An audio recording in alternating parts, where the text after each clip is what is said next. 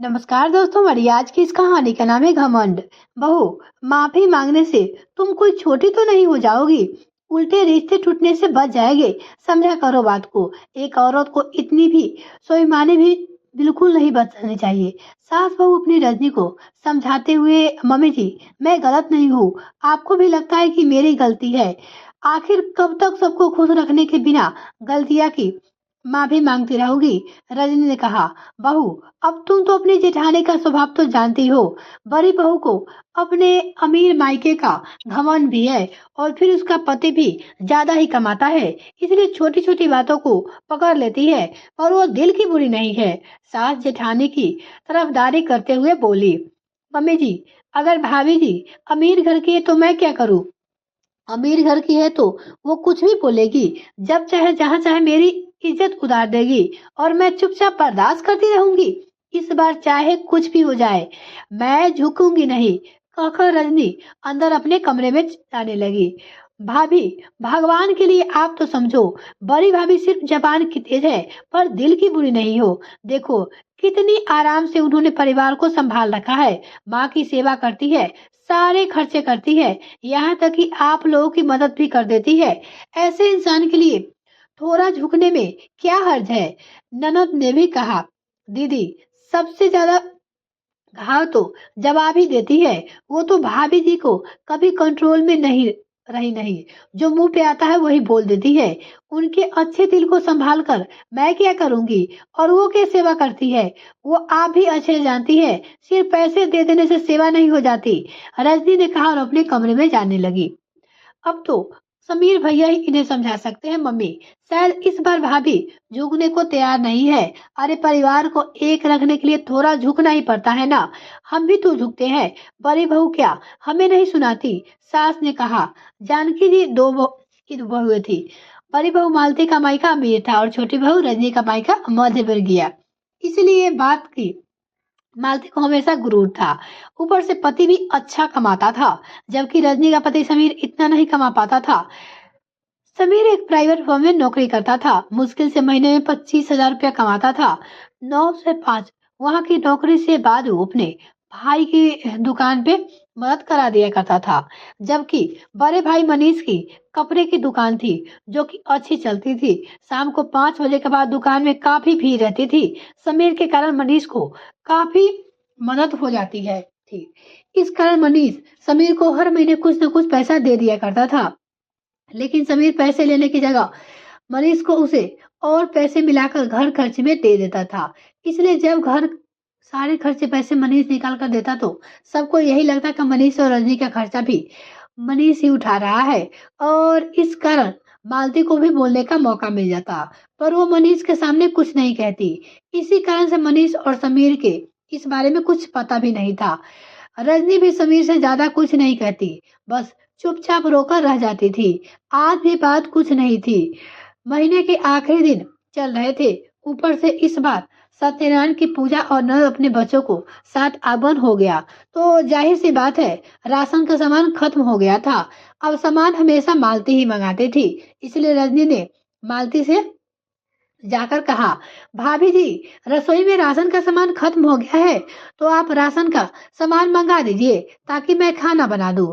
अरे, इतनी जल्दी राशन कैसे खत्म हो गई? अभी तो महीना भी खत्म नहीं हुआ है, मालती ने उल्टा सवाल कर दिया।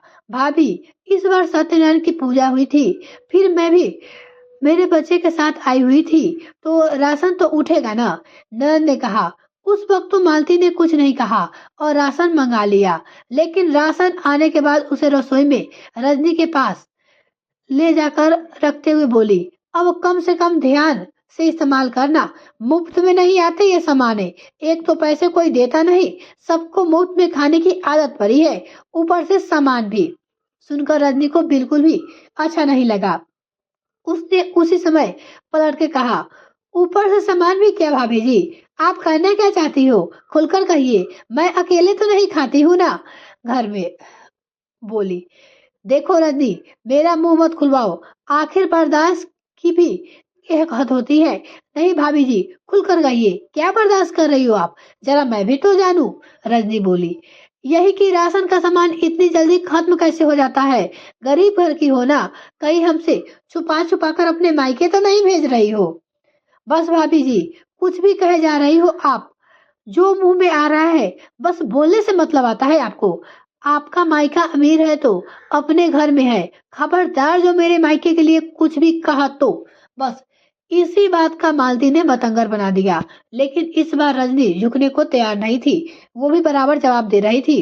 इसलिए मालती मुंह फुलाकर अपने कमरे में जाकर इस जिद के साथ बैठ गई कि अब चाहे कुछ भी हो जाए, रजनी को उसके पैर छूकर माफी मांगनी पड़ेगी, नहीं तो वो अलग हो जाएगी।